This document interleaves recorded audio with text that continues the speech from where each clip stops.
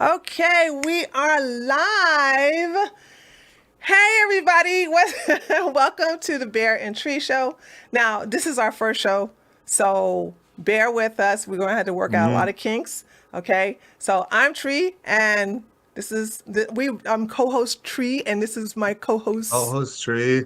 Big Bad Bears you. And Right. I might say Big I Bears you in the bottom messed over his here, but it's name all up. good. I messed his name up. He was like, "What? Who is this Big Bear Jew?" I was like, "Isn't This that the your thing name?" the thing a lot of people don't realize that Big Bad Bears you is my real name. So it's first name Big Bad, last name Bears you. And so when you get it wrong, it's actually no, that's my real name Yeah. over here. I Okay. think I think Tree is not your real name. I think they just call you that because you're like 6'6" or 6'3". 6'5". Damn. See, I'm 6'6", you're 6'3". We're probably the tallest political podcast host in America. True. I say political because it's probably some NBA podcast host who covers beat, but it's Yeah. Yeah. still a good accomplishment. First, Yeah. So y'all don't look at his name and start calling him that. I'll have that fixed next year. please. Next week. Next year.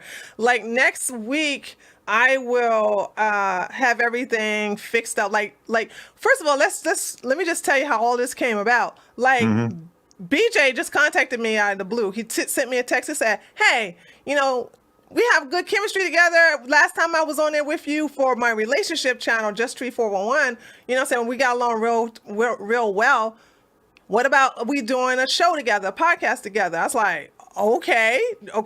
And so we had to go through the specifics. Are we going to do politics? Are we just going to do relationships, advice? And we decided to do the politics. If relationship stuff come in, which it will on this show, we will bring it in there. But we are definitely going to be coming from a right wing point of view. So yeah, and so therefore I had very little time to do a logo. I had Abe just clown me on our logo. Listen, it's just a basic place setter, right?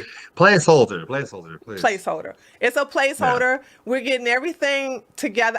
What you see right now, I did all of that. I stayed up all night doing the little things that we're doing that you see now. Very, very nice looking. I appreciate it. Thank you. So yeah, we're Yeah. doing that, and we are currently. By the way, if you're watching on Twitch, I got you guys in email only because I can't see the chat. But what I learned something too. I learned that if a year goes by and you don't stream nothing, if you don't stream on Twitch, they will remove you from the search.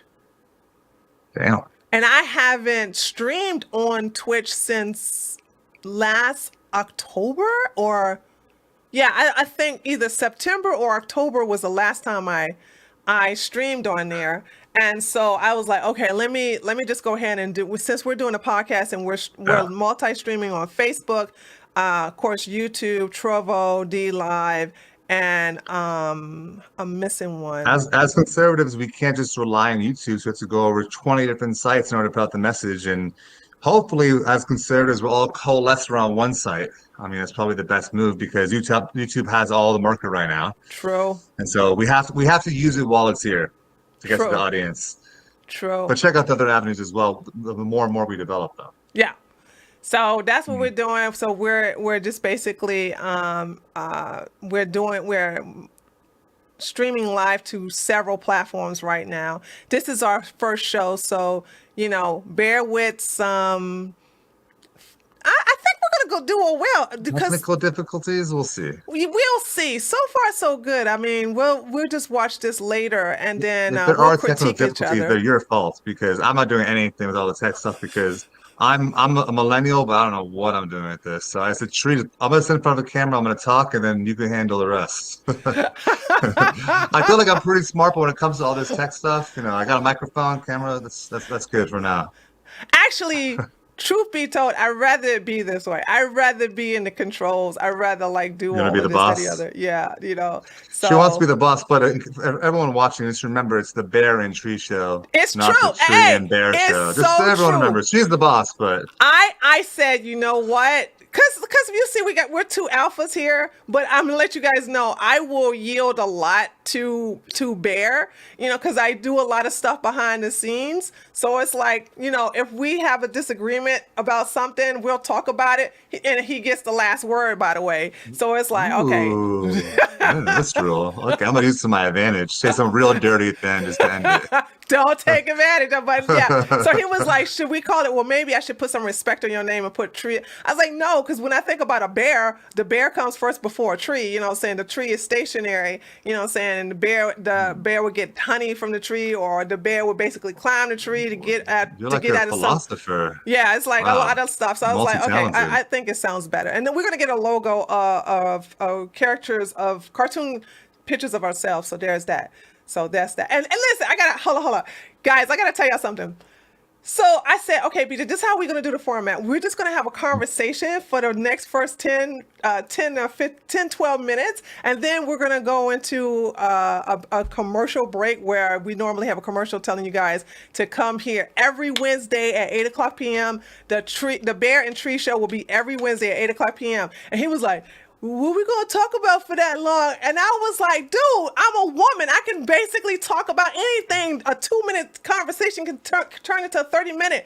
So And listen. every time we talk for like 2 hours. So that wasn't the problem. She just told me we'll do 12 minutes of just like free form, and I was like, oh, well, okay. I mean, as long as we can talk about He anything, I had suppose. no, don't believe this. He had no faith that we could have a good banter back and forth. So he was like, listen, I'm gonna sit. This show could be 5 hours long on one topic, I promise you.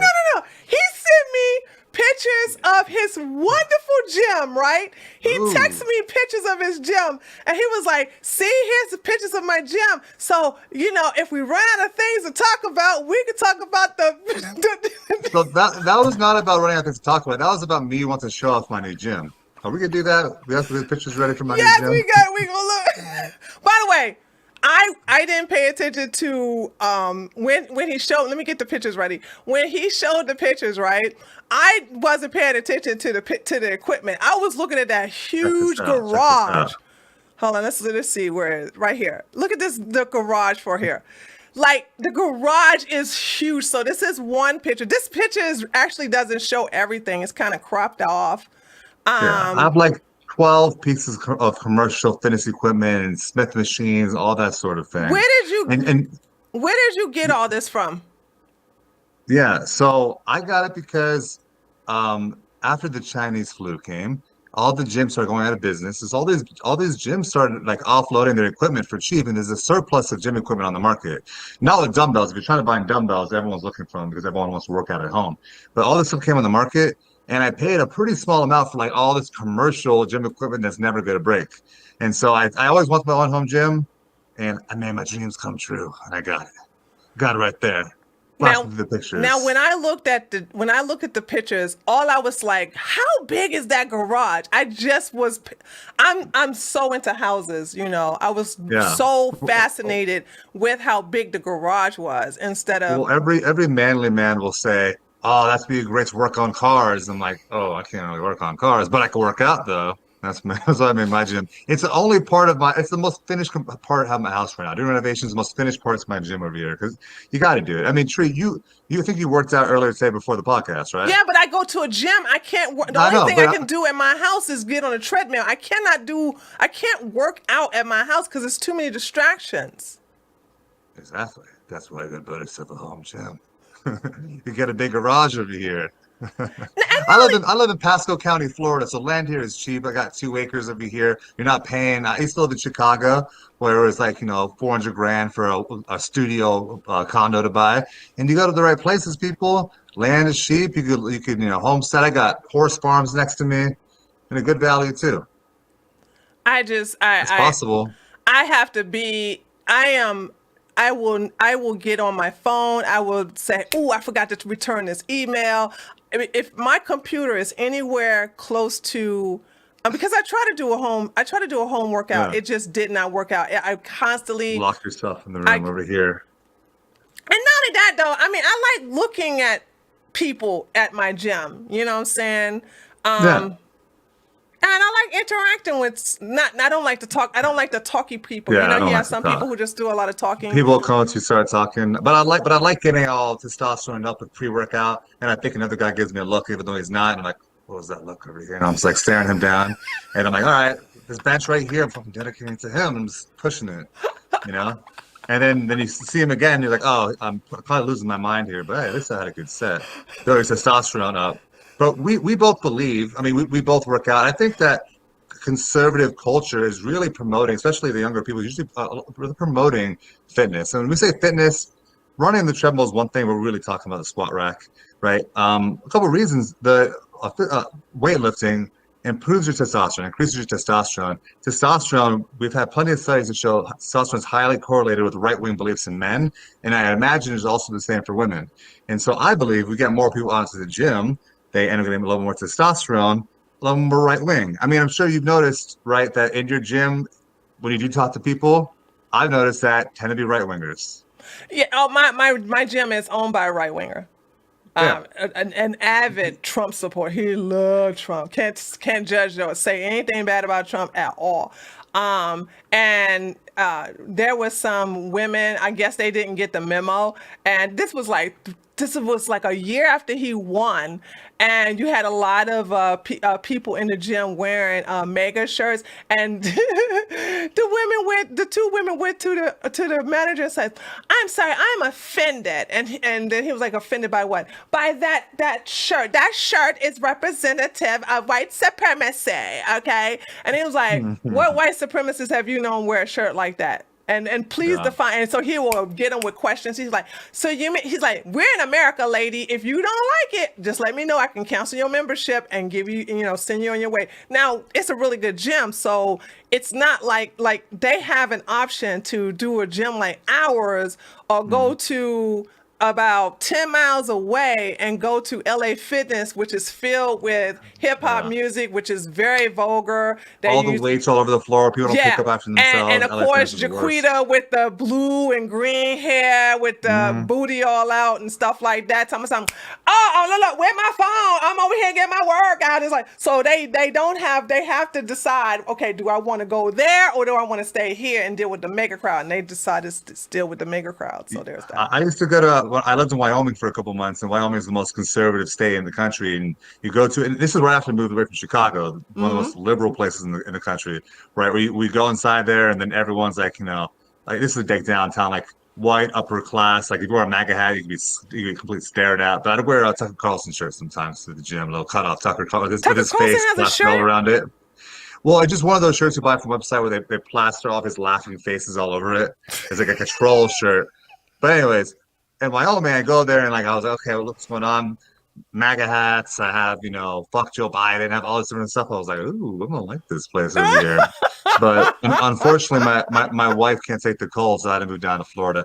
Florida's amazing though, especially right now. I'm a Floridian, born in Florida, but I've never had Florida pride until this past year because the governor, future president, DeSantis. DeSantis. DeSantis. DeSantis. Love Trump. Sorry, Trump, not happening. Yeah, DeSantis. I don't. Don't run, I would please. love for DeSantis to run before Trump, but I don't think it's going to happen. I think He's not going to run if Trump runs. Yeah. no, he's not. But Trump, I think Trump, because Trump want to get vengeance, he's going to run for 2024. I really Yeah. don't want him to. I really want DeSantis to run, but But he's not going to run if Trump runs. DeSantis is young. I know it's crazy. What I'm hearing down in Florida, all my friends tell me this is the weirdest thing. They go, "No, I don't want DeSantis to be president because then he won't be governor of Florida anymore." I was like, "Oh, that's a pretty good Well, point." that's I a mean, your good governor, point, though. I mean, yeah, because your who are you governor going to does replace control your life Florida with? more. Yeah. I Yeah. mean, we once got Andrew Gillum, the guy who the gay crack whore Oh, or whatever he was. No, that wasn't crack. That was meth. Oh, sorry. That was meth. Look at you, from experience, like, no, excuse me, crack is actually not nearly as potent as meth is. The meth down in Florida is crazy. Actually, that's probably true. All the drugs down in Florida are pretty crazy. Oh God! See, look. Yeah. Guess what? It's 8:14. So you see how easy that was? We were able I to had get a through. struggle. I was like, oh, this girl is boring the hell out of me, but I Yes, made it happen though. So lies, kudos to me. Kudos to me. Okay. I got you guys through that. All right, guys. So check this out. This is where I normally would play a insert of, "Hey, come to Treehouse News YouTube channel or wherever you're watching us now for the Bear and Tree Show that will now air every Wednesday starting at 8 o'clock p.m. Eastern Time. 8 o'clock p.m. every Wednesday, just once a week, every Wednesday at 8 o'clock p.m. Eastern Time. Okay. And we have a special guest. I'm not going to spoil it for you, but we have a special guest that will appear on our show next Wednesday. So you definitely want to tune in for that. This is going to be today's going to be our premiere show, our first show, 001. It's going to be a great show, but 002 is going to be fabulous. Okay. All right, so now let's get into our first topic, which is about these commie teachers. We had, about the teacher. We had so many. We had one teacher that wouldn't give a cupcake to a student because they were straight. And then it was another. I didn't hear about that. You didn't know about that one? I didn't hear. There's so many of them. So like, It is so many. You see the beginning of the headline, you think you know what it's about, and you're like, "What's happening over here? Another commie teacher?" And these are the ones who are getting caught. Like we know there's way more out there, but hopefully this just like parents coming to the school board meetings about masks. Hopefully some awareness gets risen. People start going to their school boards. I know people down here going to school boards in Florida. You got to fight. You could fight at the local level you go down there, they call you white supremacists, of course, and you might lose your job. But the word white supremacists don't mean anything anymore, though. To us. To them. To CNN viewers, it still means something. Does it really? Because, it's just right now, it's just a slur. It really holds no meaning because anytime you can call Black people, Jewish people, Hispanic people, white supremacists, okay, it just has no meaning anymore. It just doesn't. I know that the people on the left are not mentally well, but they do know that when people say white supremacists, they are not really thinking about David Duke. Yeah. Well, that's one of the things is that the left is pushing their terminology so fast that they're losing the battle. White supremacist works, but then you start calling Enrique Tarrio the Proud Boys, who's Afro-Cuban, you start calling him a white supremacist, start calling Larry Elder a white supremacist, and people go, "Oh, wait a second." Yeah, they call Larry Elder. You were being so successful. Oh my! I saw that recently. They called Larry Elder a white. No, this is what I'm saying. I don't see it working. I just don't see it working anymore. Maybe it's just me because it never worked on me. And when I hear the word white supremacist, it just gloss over. Maybe because of my biasness, I just never catered to it. But I'm like, who really took the fact that they called Larry Elder white supremacist and took that seriously on the left? Like, who really said, "Yep, that Black man is definitely a white supremacist"? Like, who really said that? Who really believed that on the left? I just don't believe that they're that dumb. Well, I think Steven Pinker in the book Blank Slate talks about this, but I think it's called like euphemism creep, where like they invent these words and then we start using these words like something like a white nationalist, right? And then that word loses its meaning, and they up it and go white supremacist. They up it neo-Nazi, right? You see the same thing with the right wing. They go the right wing, the far right, the extreme right. Then I saw articles talking about the ultra right wing, right? Because they scare you to a certain point, and then it loses its value, and then you have to pick a whole other word. This euphemism creep is apparent in so many different domains, if you think about it. I can go on and on about that, but I think we got to get to our video. Yeah. So I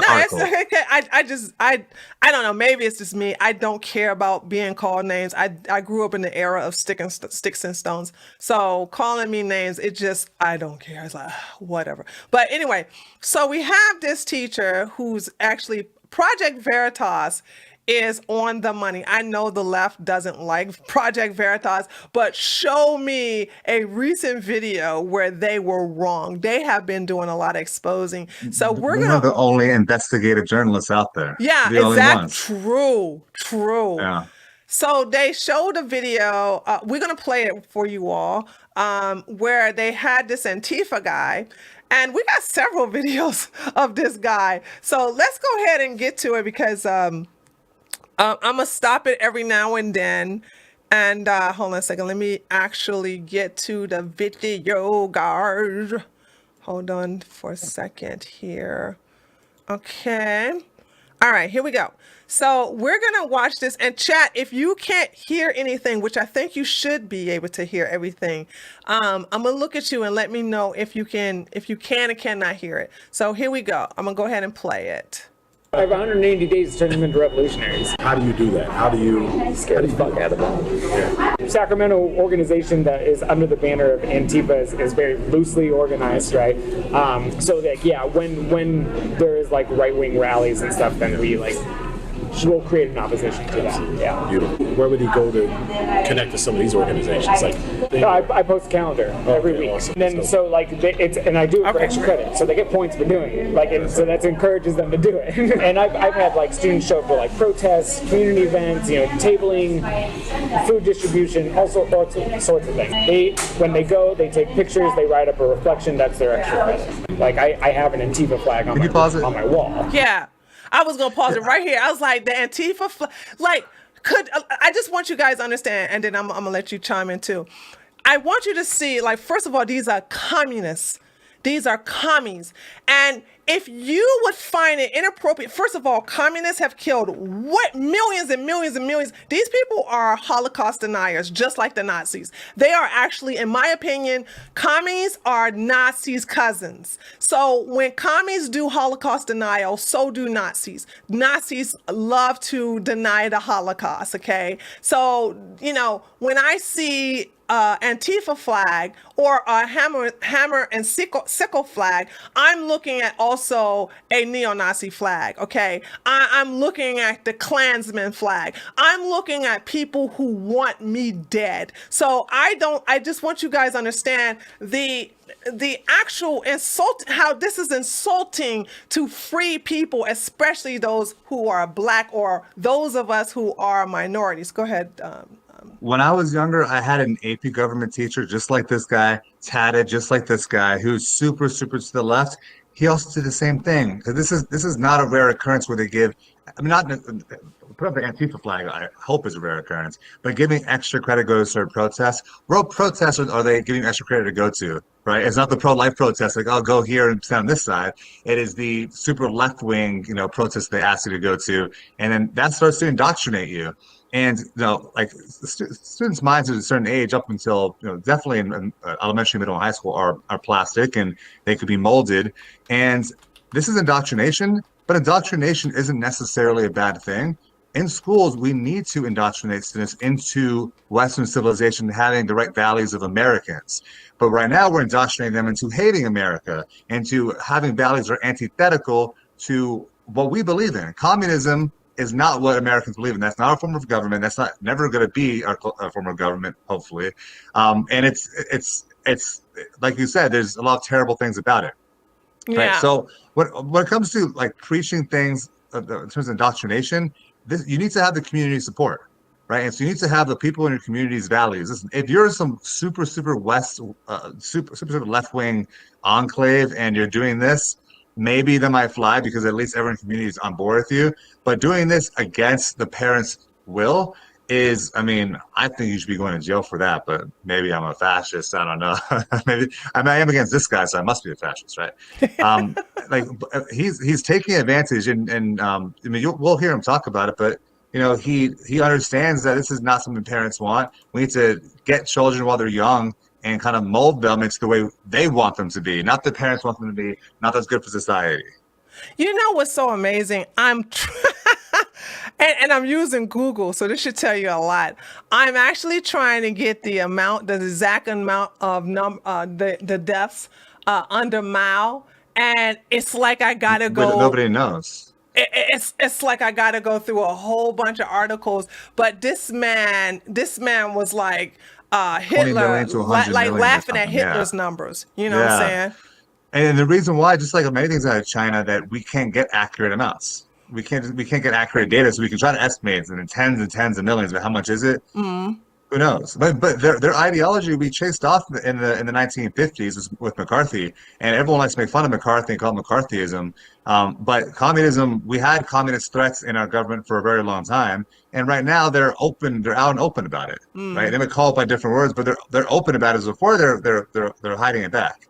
And now all those communist legislators and academics have pushed us to the point of normalization, pushed the Overton window to the point where now you can actually be open to being a communist. And I think Generation Z or millennials, like they do these surveys when they ask about their political beliefs, they're leaning more towards hating capitalism and wanting socialism and communism. I want people to understand there was ethnic cleansing under communism. I don't understand how anybody, black specifically, black specifically, could support communism. What's wrong with you guys? Read a book. What you think? Who's going to be the first one against the wall? Y'all think? Yeah, sure. Hitler would have sterilized the women, but you know what I'm saying, put everybody else against the wall. But the rest of us would have been put in camps or the gulag. All right, that they love to talk about. All right, and starved us to death. So stop thinking.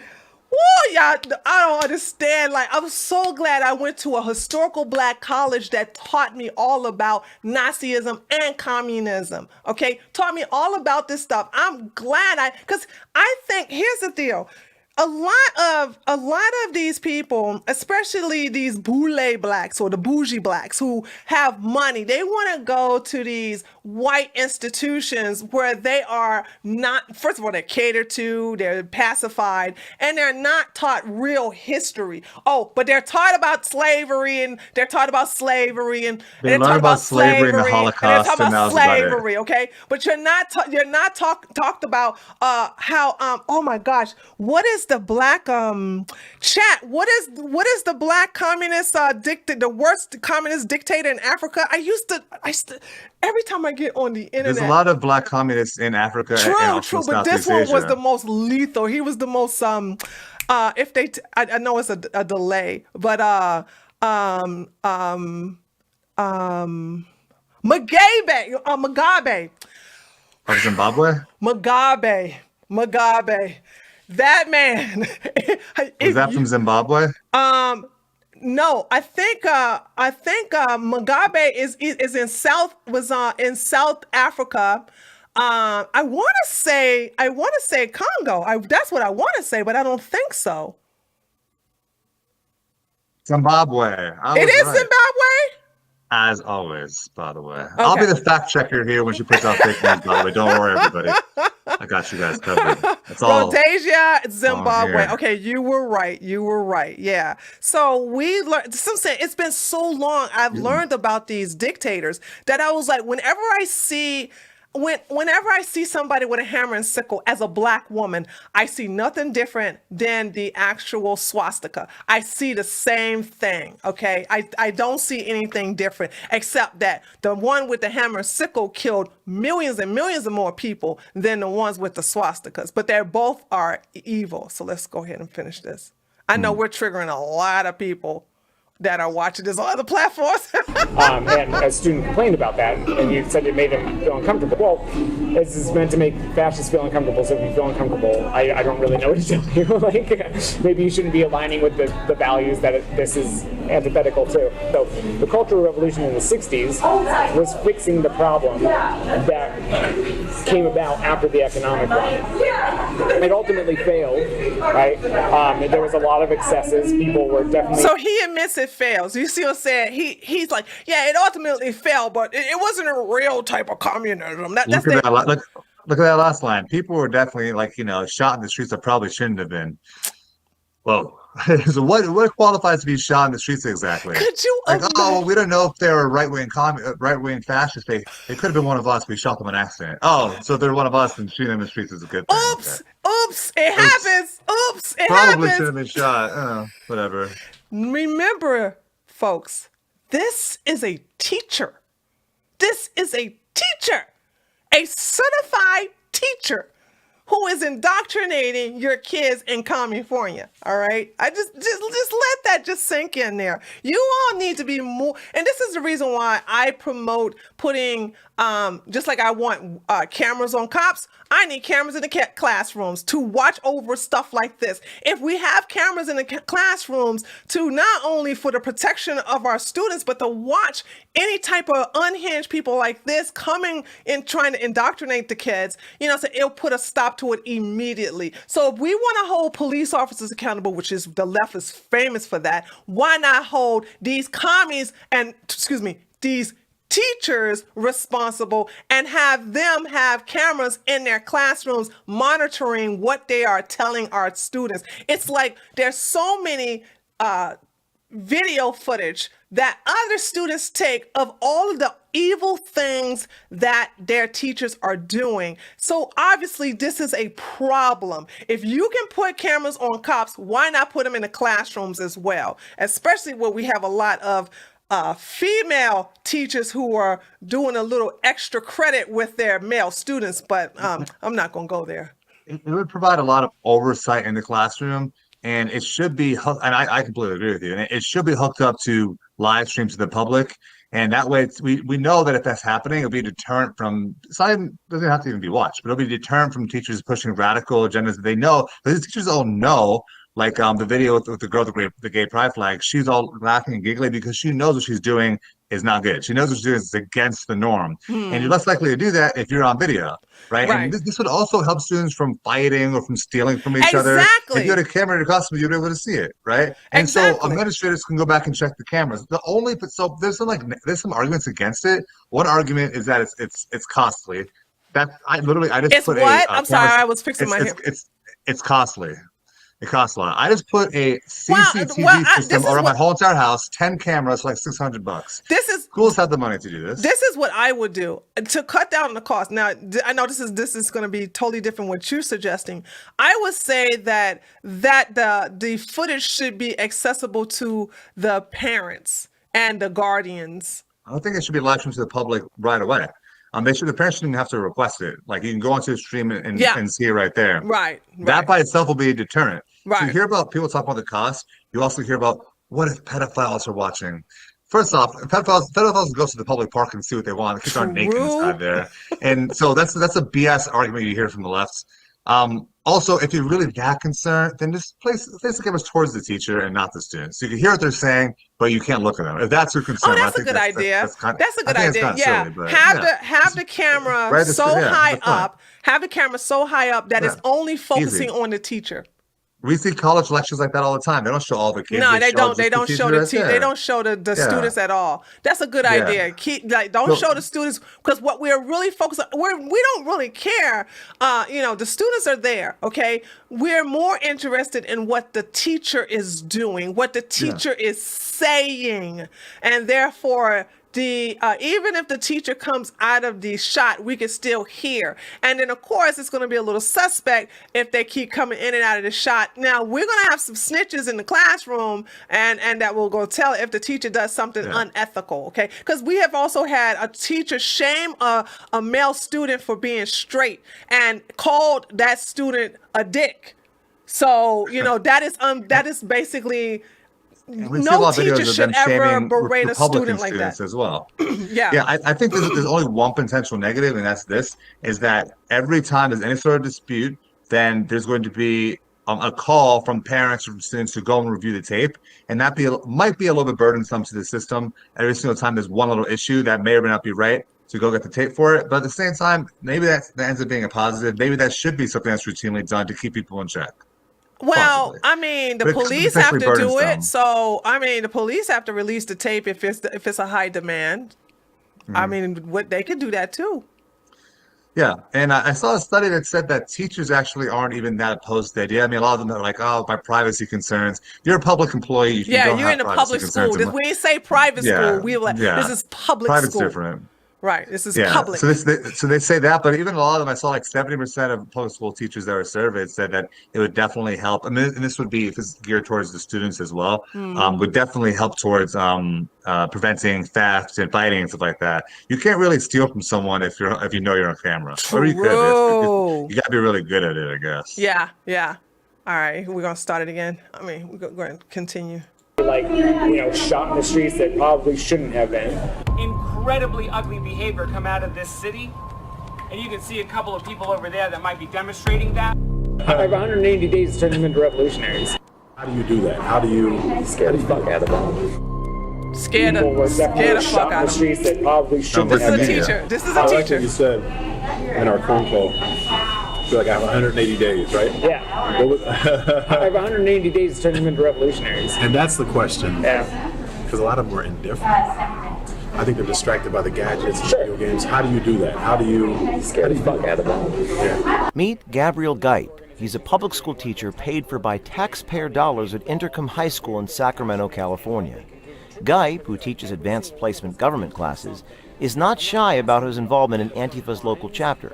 He even has an Antifa flag and a poster of Mao Zedong in his... Now, imagine if that was Hitler. Just for you guys to see how absurd this is, okay? Mao killed millions and millions and millions more people than Hitler. Now imagine having Hitler up there. You would be outraged, right? But you should also be outraged about Mao if you were taught the truth about communism, if you was taught the truth about these dictators. Having Mao up there in the corner of a public classroom in America. Keep in mind that our culture right now is tearing down statues of Thomas Jefferson and of Abraham Lincoln, and they're tearing down those statues. That is too offensive, but Mao Zedong, you can have that. And it's because probably in this case, administrators are on board with it. They had to get some sort of complaint, right? I mean, I'm sure administrators go into the classroom at some point. They went, "Oh, Mao Zedong," unless administrators are just as uneducated as everyone else is. Which, True. from my experience in public schools, that's probably the case. You have the worst people at the administration level. Some teachers are great, but some of the administrators have no business being there. Yeah. Like, They just like don't. any government worker, really, for the most part. All right, let's continue. classroom. So, it's like my wife and I have been political organizers. I've been organizing since I was 13. Wow. And I've been in a ton of different organizations. And I've been What on the is front that? lines, and I've taken a step God, back yeah. and gone back and forth. And my wife is the same way. Is there a local Antifa or chapter? Yes, yeah. I'm the Sacramento organization that is under the banner of Antifa is very loosely organized, right? And like we have no official like member list, right? So like when there is like right wing rallies and stuff, then we'll create an opposition to that. Yeah. Beautiful. So and Sacramento. As a city itself is incredibly diverse, but we're surrounded by a bunch of right-wing rednecks. And then, Can you imagine? Why do right wingers have to be rednecks? It's always, but that's the stereotype, though. It's all the backwards rednecks living out there in the country who are racist, homophobic, and all that sort of thing. Yeah. But can you imagine if this guy had a Proud Boys flag in his classroom? How Oh my fast God. he Oh would my be God. deplatformed from life. He'd lose his PayPal. He would lose all of Immediately. his social media. I don't even want to make an equivalency between Proud Boys and Antifa because Proud Boys are not like Antifa. They're not True. as nearly as violent, and I agree with their beliefs. I mean, but you can't talk about them at all. I mean, certain members of this podcast can't even talk about being in the organization or really expound on that at all because you could lose your whole entire career. You could lose can't even have a everything there. mega flag. You can't even have a mega flag up there, and they will still deplatform that person. Mm-hmm. Okay. big organization in our area that, if you're looking to get involved, is NorCal Resist. NorCal Resist does direct outreach for like undocumented folks. They help them with like material support as well as legal aid and support with the help of National Lawyers Guild. So they work in tandem with each other. So that's why I do. Yeah. As you can see, so he says undocumented folks. There's a sort of language that the elites are using right now, the establishment. I don't When you use hear it. words like Illegal when, immigrants. That's what I use. when, That is the same here, actual because that is true the name. proper term. They Yeah. say undocumented folks. There's a sort of language that once you're in that club, you know everyone else is in the club, Right. and then they have the support of the whole entire establishment on their side. For the viewers of this podcast that don't know, I used to practice law for a couple of years doing mergers and acquisitions, and whenever I had a pro bono work that was public interest, they would say, okay, my law firm would say, hey, here are all the cases you can work on, right? They're all super left-wing causes because the legal community from the top to the bottom, they're all stacking the deck to be with these people, right? If you want to fight against the immigration, it's so much harder because there's so many lawyers. I think who calls it? Limbaugh calls it lawfare, right? You've heard that term for it's economic. It's lawfare because they're using lawsuits and they're using all their hordes of lawyers to actually push an issue instead of actually being able to argue or to put the right policies in place. True. Okay. Do like political efficacy events because I want to get them out in the community. I want to get them familiar with organizations that are doing work, what type of work they're doing, and how how is this relevant to school? Like, is this not even part of the curriculum? And I don't understand how these students, these teachers are not being evaluated. And he's teaching AP governments. What do you think he's teaching about the government? What do you think he's teaching? Communism, So communism good, capitalism bad. So That's what they're racist with the teaching. wig called George Washington. Later on, there's other racists who's 6'5" called Abraham Lincoln. That's their AP government. It's completely it's the 1619 project. They're castigating all of early America. So I don't know if these kids are going to pass their AP exams, but I guess it's a whole other issue. Yeah, that's another issue. be involved, where their passion is, and what they can contribute. Because it's like every single one of us can do something. I'm not asking you to all be on the front lines, but I am asking you to be involved. And it is so much more than just sharing a tweet or posting on Instagram. Geip seems eager to get his students actively participating at radical, activist political events. But he takes it one step further by motivating them through extra credit in exchange for their attendance. So for youth that, like, so let's say my son is pretty he just is that do, he's 17, who want to get plugged in though to actually doing stuff in the community, to activism, where would he go to connect to some of these organizations, like people that are interested, or their flyers or something? No, I post a calendar every week. Awesome. So for the organizations that you mentioned, so they can get connected. That's dope, man. And then so like and I do it for extra credit, so they get points for doing it. Like so that encourages them to do it. It's like, because I can't just like, hey, here's some things going. They'll never go, right? And I've had like students show up for like protests, community events, tabling, food distribution, all sorts of things. So I since I work with PSL, and PSL has connections with a bunch of other organizations, and also like Sacramento Peace Action, which is like a very old organization that posts a calendar on their website every month of all the events that are going on, and I just put them on my whiteboard, let them know where they are. When they go, they take pictures, they write up a reflection. That's their extra credit. If you look at these photos from Geip's classroom, you can see he has an Antifa flag as well as a poster of Mao Zedong, the Chinese dictator who is one of the most notoriously brutal leaders in history, responsible for the death of millions. I probably as far left as you can go. So like I've gone down those deep dark rabbit holes where like the idea of like adventurism and just being like, why aren't people just like taking up arms? Like why we have historical taking up arms like against the state, like and we have historical examples of that happening and them getting crushed and being martyrs for a cause. And hold on though. But we keep hearing about the insurrection, though, right? We keep hearing about the insurrection and the militia. And look at what this guy is doing. Well, the insurrection had no guns whatsoever. This guy was taking up arms. This guy is talking about taking up arms different. and going against the government. Really? Yeah. See, I can't stand the hypocrisy of the left. I can't stand the hypocrisy, dude. Well, they'll say like we're the fascists. We want to enforce our beliefs onto everybody. And it's like they're like, well, let's take some arms up and start a revolution and force revolution on everybody. We're the Right. anti-fascists. Right. Because No, fascist they're then means right fascists. wing. It just means you're conservative. You believe in traditionalism and Western civilization and the good things in society. We want to take it all down. If you believe that, you're a fascist. No. And no. If you believe in that, we're gonna kill you until you believe, or unless you believe what we want you to believe. That's what they're saying. They're gonna put us against the wall for our opinions, and we're not allowed to have dissenting beliefs or ideologies. So this is what I'm saying. That's communism, though. That's what I'm saying. You're not. It's like I said. It's the cousin of Nazism. You're not allowed to have a different opinion. Everybody got to make the same. Everybody got to walk the same. Everybody got to do the same. Everybody got to live the same. Okay, Hassan Hiker, okay, Cenk Uyghur's nephew could not live in that glorious house. Well, then maybe he could, because he would probably want to be one of the elites. You know what I'm saying? Yeah. You know, what is that saying about Animal Farm?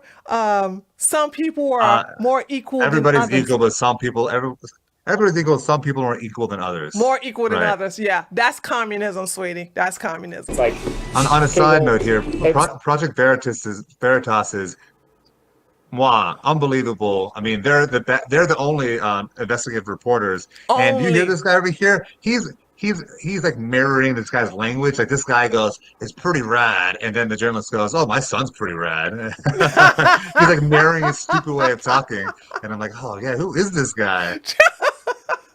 And the thing about it is, an award. and you want to know what's so sweet about it, is that I'm sure that the guy he's talking to, I got a funny feeling that he's either 5'2" like this guy, okay, and looks like he was an outcast when he was going to school as well. So it's slow going because it takes massive amounts of organization. Geip's radical philosophy is prominent in the teaching in his own classroom. Geip goes on to say he's not the only teacher at Intricum High School who shares his radical beliefs. Oh, I see. Yeah, because a lot of senior parents at this point have backed off, Yeah. right? So they're just kind of like, well, you can fend for yourself. You know, I know other people in my department who teach like 10th graders who've had like parent meetings, like a student who complained about like a pride flag and said that they felt uncomfortable. I've had students, during anonymous surveys at the end of the year, comment about the things that I have in my classroom. Like I have an Antifa flag on my wall, and a student complained about that, and he said it made him feel uncomfortable, and I addressed it to everyone because I didn't know who it was, and I was like, well, this is meant to make fascists feel uncomfortable, so if you feel uncomfortable, I don't really know what to tell you. you see that technique? If you feel uncomfortable about my fascist flag, then that means you're a fascist. Because Antifa is not anti-fascist; they are fascists. They are the I don't know. textbook. It says it in the word though, anti-fascist. So Well, no, It must it's be, not the right? anti again. They are very fascist, and it's like they are textbook fascists. So it's that guilt trip. Like, oh, I'm sorry, if you don't like my look, I'm saying this as a black woman, okay? If you don't like my shirt, then you are a sexist and a racist because you don't like a black woman wearing a Texas shirt. So you see how you do that? You try to guilt people before them disagreeing with you. They're not dealing with the issues that basically Antifa is the most terroristic group probably. I'm not gonna go there, but if we just say they're one of the most because I can't say that on the YouTube. But anyway, in recent memory. yeah, all right. So that's the thing. So they're gonna guilt you by saying, oh, well, if you think that if you have a problem with that flag, then you're a fascist. It's the same thing as saying, oh, if you disagree with me as a black woman, then you're racist. This is so stupid. It's trying to guilt you into silence. And you guys gotta, and I'm sure this works if you are a teenager, because you're unless you have a strong foundation and stubbornness, where you will buck against that. But most students, I don't think, are able to do that. What do you think? No, I don't think so. And I think that most adults aren't either. Listen, most people just want to go along to get along. Most people will conform to whatever belief. I mean, think about it. Like, I think the electorate, the amount of people who voted is usually around slightly over half. I think this past election was more because of, well, let's not get into it. How many people We can't voted do in this that, election. But there's all these non-voters out there. A lot of people who don't care about politics, and even a lot of them that do, let us kind of go with whoever they hear. And especially if it makes your life easier, the left is making it very, very difficult in your life to have right-wing beliefs. And so if you just want to get along and to live your life, you should adopt left-wing beliefs if that's your only prerogative, right? If you don't want to play against the system, that you just kind of they're making that, they're incentivizing people to act accordingly and to just follow along. Like who, like at all these universities, all these horrible policies, there's some smart professors out there like, oh, this is bad, but why would they risk they're on the tenure track? Why would they risk the whole entire retirement? Right? They're not going to. So you never have people fighting back because most people are going to comply and conform. True. I think maybe you shouldn't be aligning with the values that this is antithetical to. We're distracted, bro. Yeah, and That's why I was asking you not how to. you make them revolutionaries. They've got TikTok, they've got Right. Instagram, they've got this. Well, that's just it. It's like utilize that propaganda, Yeah. right? Like these are all great tools on how to get. It's like I've met so many people in my life who, when they met me, thought I was like off the wall, right? And now they're all Marxists, right? And I'm just like, your political identification changed, and I have a huge political spectrum in my room on the wall. So they take an ideology quiz in their unit 4, and I put their face, or they have to give me a picture of themselves, and I put it on the wall where they are. Every year they get further and further left. And I've made them pay attention to where my tack marks are, because I'm like, these ideologies are considered extremes, right? Extreme times breed extreme ideologies, right? There is a reason why. So I think his methodology He is positive. bragging about how he is indoctrinating them to be extreme leftists, to be extreme communists. Listen to his methodology, though. So he's doing the I see surveys it, for political beliefs, and then he says every year, like the tacks in the wall are moving farther and farther to the left. Here's what's actually happening. That's dangerous. Conservative students who actually understand all that's going on. If you're a conservative student who, by the way, conservatives tend to be a lot more educated in the news than liberals are. That's just statistically true. And when you have a conservative student that walks in and sees an Antifa flag over here, you think he's gonna be truthful, knowing his face is gonna put on the conservative side? No, he's gonna lie. Point. So what's actually happening is people aren't going further and further to the left. People are understanding I need to act like I'm going further and further to the left because I know this guy over here is going to castigate me. So his methodology is completely skewed because he's letting people know beforehand what's going to happen to you. We're going to push you on the wall of shame if you're a conservative. I'm like, I don't want to be on the wall of shame. I see what happens. I've been seeing what's happening on TV. You're I don't want to be right. any part of that. You're right. So that's why his methodology is so flawed over here. You're right. You're absolutely right. You are absolutely right. Oh, wow. Okay. Good point. Okay, let's finish listening to this. Kids are becoming further and further left. Are there a lot of teachers like you, man? I think there are more than there used to be. And I think that, like, there's 3 other teachers in my department that I did my credential program with, and they're rad. They're great people. And they're definitely, like, on the same page. So what do you think of China, though? Have you been? Have you been? I have not. I'm actually going in April. Okay, cool. I super wanted to go excited just to see it because I hear conflicting things. Yeah. I think it's... One, I mean, some of there it's was good. you know, like the revolution that happened in 1949 with like Mao and like the Chinese Communist Party, right? And then like the Cultural Revolution that happened in the 60s to the 70s up until like Mao's death, and then Deng coming in and like opening up to capitalism. Notice how he just gloss over, the 20s and the 40s. And then tens of million people died. Yeah. We just said some millions of people died, but let's talk about the racism. Let's talk about the Jim Crow era. Let's get to Deng and bringing in capitalist origins over here. This is the capitalist part. Ooh, these people. Kind of investment and creating the road that they're currently on. And then like what Xi Jinping is attempting to do now, kind of like going back to more the Maoist understanding of socialism. So you need a two-pronged system, which is exactly what Huey Newton and Fred Hampton understood, was that you needed propaganda of the deed, the economic, and also cultural propaganda as well. You needed to retrain the way that people think. So the Cultural Revolution in the 60s was fixing the problem that came about after the economic one, right? It was like, well, what can we do now to root out this culture that keeps perpetuating hyper-individualism, hyper-competitiveness, capitalist exploitation. Hyper-individualism, hyper-competitiveness. And competitivism, yeah. Well, they don't like merit. They don't like competition. They don't like private property. They definitely don't like that. Profit- No, and they hate profit is landlords. bad. Yeah. They hate anybody who's a billionaire. They moved it up. They used to hate millionaires until Bernie became a millionaire. Now they hate billionaires. They hit everyone who's worth for their money, except if you're like a communist podcaster. They're like you guys, apparently. Hello. Yeah. Okay. Yeah. Although Miss Bernie. What was that? Miss Bernie. What was the girl? The Bernie girl. Boomer. I The don't know boomer this. girl. The boomer girl.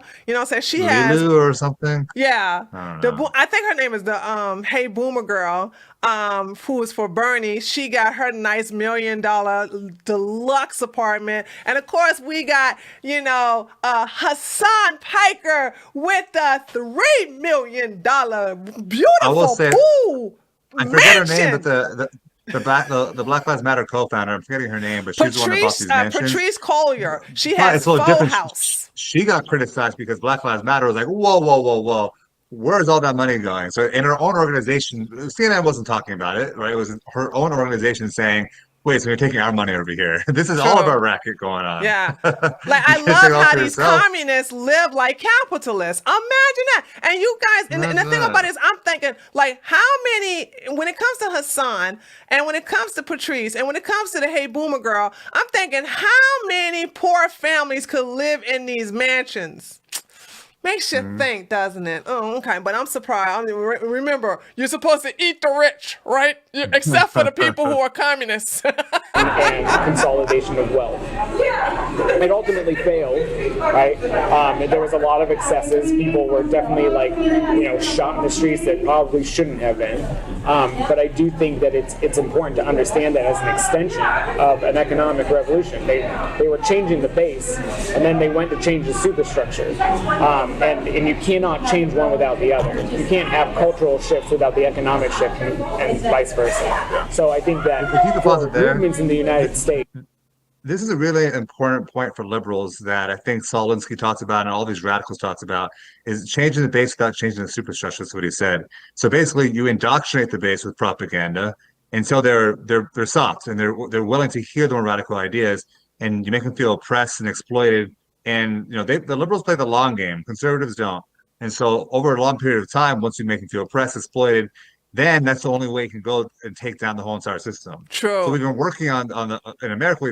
We've been working on our country's been going downhill since the 1960s, but especially since 2014, social media, we're pushing it farther and farther and farther because we can brainwash the population, and then now once they're brainwashed, now we can have these policies that were completely unpalatable even like 10, 15 years ago. But now because the base has gotten so indoctrinated, we can actually push these policies. So he's completely right. It's like if you want to change the superstructure and change the whole entire system, you need to brainwash the base of people. They're evil, but they know what they're doing. 100%. They're way better at politics than we are. Yeah, they are. Way better. Yeah, way they are. better. Yeah, way they better. are. That's what makes them dangerous, and that's why you cannot sit up here. Like I said, and I'm not just saying that. When I see these people, I don't see no different than a Klansman or a neo-Nazi. They're just the same to me. If you know what I know, and if you know the history of these people, and you know how they want you against the wall, you would see it. And the thing about it is, don't let the whole I support Black Lives Matter thing fool you. Trust me. Let me tell you something. I've seen the most white supremacist, racist people talking about some Black Lives Matter because it's easy to destroy Black people pretending to be our friends than to actually show yourself as the evil white supremacists that you are. Antifa. That we need to be able to attack both fronts. Right? We need to create parallel structures of power because we cannot rely on the state. What did you say? I said, was the audio working? But I think you're cutting it. Yeah, I just stopped it. Oh, okay. Okay. So we need to distribute food, necessities. We need to create those mutual aid programs that we can look back at groups like the Panthers and learn from their successes as well as their mistakes, as well as consistently focusing on education and a change of cultural propaganda. Because it's like we have to hit both fronts. We have to convince people that this is what we actually need. We caught up with Geip to ask for comment. Gabriel, hello, how are you? I'm good. I am a journalist. So I love this over here. Oh, But okay. right I before think this we is, watch you know this, what? Because we playing this, I think we don't have to go ahead and play the one on YouTube on Twitter. Okay, let's see. now Project I'll just say Veritas. with the last thing he said though is that he talks about we need to convince people this is what they really need. And it's Right. like actually, I mean, just like what's going now with the thing we can't talk about that people are injecting into themselves. You shouldn't have to convince people of something that they that they don't want, right? If someone doesn't want something and you have to convince them that it's good for them, then it's probably a bad message, right? Being pushed upon that. And same as here, it's like you shouldn't have to be able to convince them so hard with something that's apparently so good. Right. True. Feel comfortable with this? Well, I think that there's been a lot of uncomfortability in your. And the fact is he out in public with that hammer and sickle. I want you guys to see, but this is California.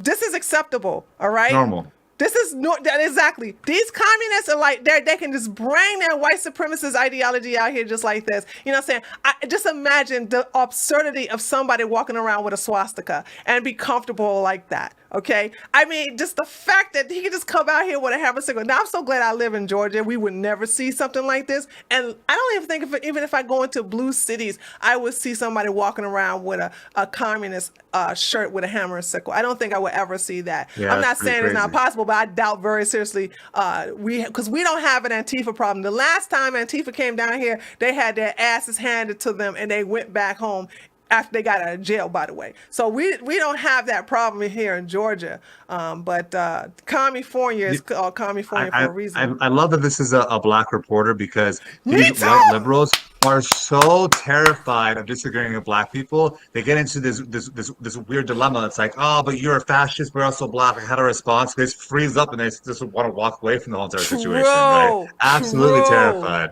And they probably do that True. on purpose. They know this. They know Yeah, this. I thought it was great. And he's a built black guy too, and so he's But extra scared. It's like, to uh-oh, me, alpha he's male, a little uh-oh. too nice. I would have been like, so why do you hate black people? You know what I'm saying? And I would have talked about all of the black people that have died under communism. And I would have talked about how communism is going to keep black people in poverty. I would have talked about, because nobody loves capitalism than black folks. I mean, the black community they just thrive. If you can listen to the music, what do they show? Always showing money, always showing diamonds, always showing their bling, showing their grill, showing their daggone house, showing their cars.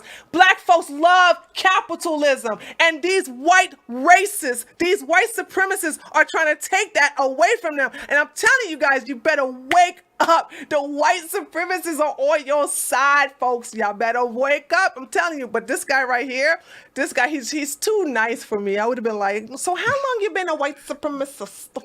Why do Keep you in hate mind, black people so much? This guy's walking his dog. We don't know how is he walking a mile away from his house. He could be two doors down. He has to ask the simple questions, the relevant questions first. Good point. Good point. Good point. Good point. All right, let's listen to it.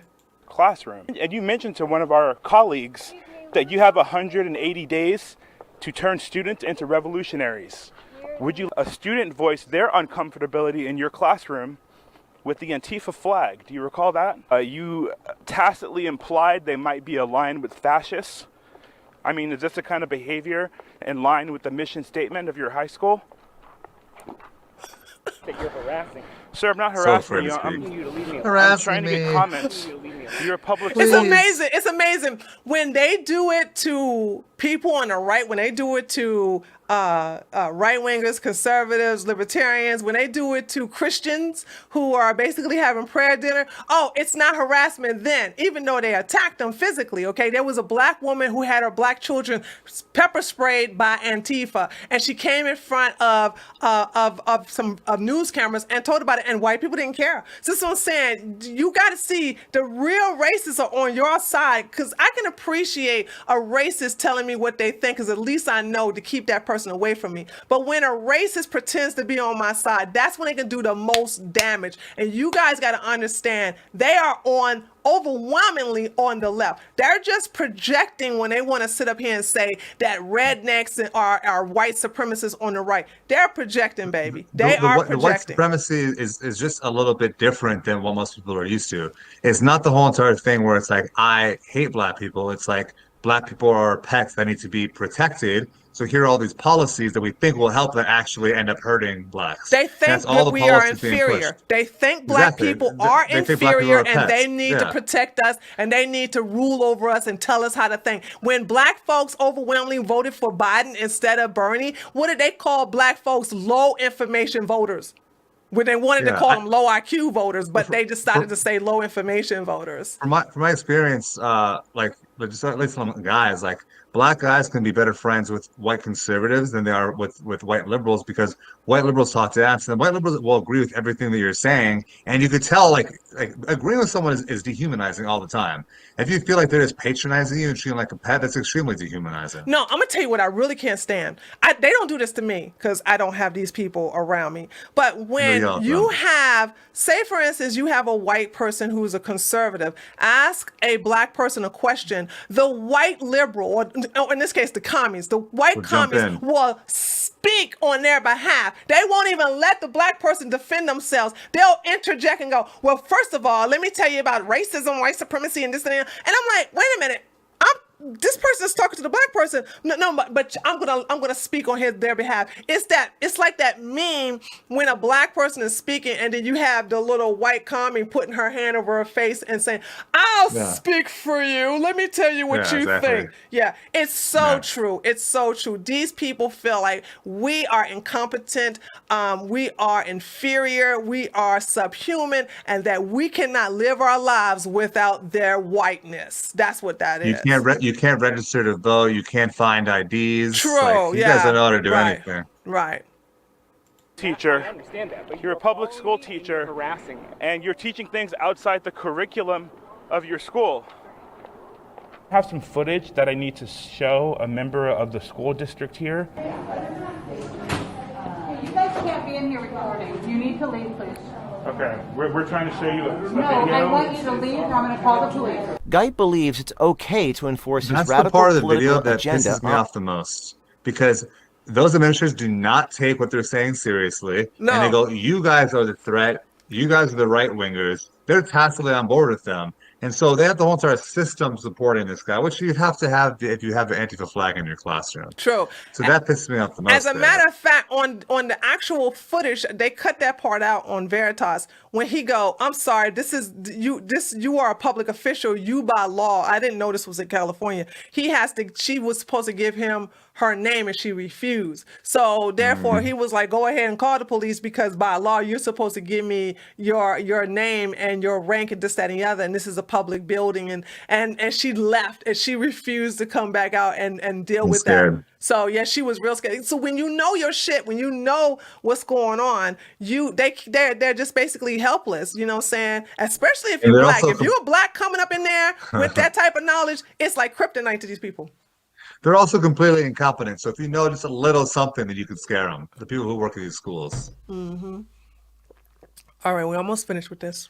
on his students. This tip came to us from someone on the inside of Geip's school and was corroborated by a Project Veritas undercover journalist. If you're on the inside of one of these educational institutions, contact us and send us a tip at veritastips@protonmail.com. We'll send our team of undercover journalists to corroborate. Be brave. Do something. Actually, they've been getting a lot of tips. So let me tell you what's been going on. So Andy No has been putting this guy on blast. Let me make sure you guys are seeing what we're seeing. Hold on. Here we go. On my suspended account. So here we have Andy No, where he's basically showing how Gabe is just showing everything, where you have the Antifa symbol here with the hammer and sickle, and then you have him. I don't like to cater to the soy boy, With the fedora. but that a fedora? come on, That's dude. it. Like, at least don't fit the stereotype, dude. Like, seriously. As a person who's all tatted up, I hate the whole entire like random spotty tats throughout their body that they all have. Yeah. Right? It's all like a, what do they say? It's like the writing on like a school board desk where it's just like random doodles. Yeah. I hate. More photos of Gabriel Geip, the teacher at Nationalist USD, who was secretly recorded admitting to indoctrinating and radicalizing children to Antifa beliefs. Both he and his wife, Elaine, declined to comment when approached by a Black reporter. And by the way, she had privatized her TikTok. And her TikTok was a hot mess. You talk about, woo. And now it's, I don't know. I've noticed something. There's a strong chance TikTok deleted, if she didn't hide her channel, there's a strong chance that TikTok deleted, because if your TikTok makes national news, TikTok will actually delete your entire channel. Did you know that? No. Yeah, not at all. They would delete your entire channel. So anyway, so he got caught, and now here is a video of, no, hold on. Let me, before we get to that video, let me just talk to you. Say, breaking news: the district that employs the Antifa member Gabriel Geip has announced he has been placed on paid leave, and that they'll take steps to fire him.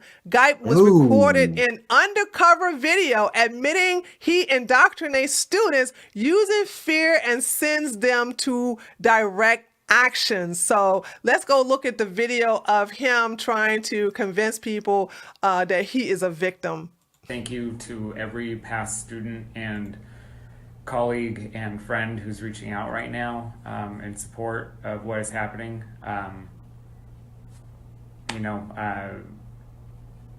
My personal safety and security is obviously my top concern at this moment, but also, like, they are coming for my job and what I love doing in the classroom. Love indoctrinating. Are going to run this campaign and get public pressure behind them, and it is very likely that the district will cave in regards to this, and I'm hopeful that they don't, and all support at this moment is greatly appreciated. Thank you.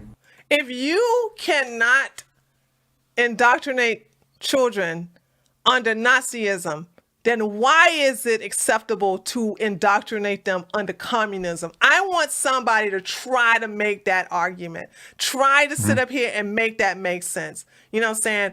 I refuse to believe that, you're trying to say, oh, Nazism bad, but communism is really good when it's done right. Well, it's not only that, it's also the whole entire thing about we need to scare them, we need to terrify them. We need to bring them out to these rallies that could potentially be dangerous because they're Antifa rallies, right? Right. Like, that's the other scary part about things. And this guy saying we're terms revolutionaries, like, he admits to everything there. He does. And what an idiot! He just goes around telling random people all the crazy stuff you're doing in the classroom. I mean, maybe Project Veritas is just good at their job, but they got to spill the beans. They always do. True. Okay. So let me go ahead. We're gonna read off some. We got. Thank you guys. We have some donations here.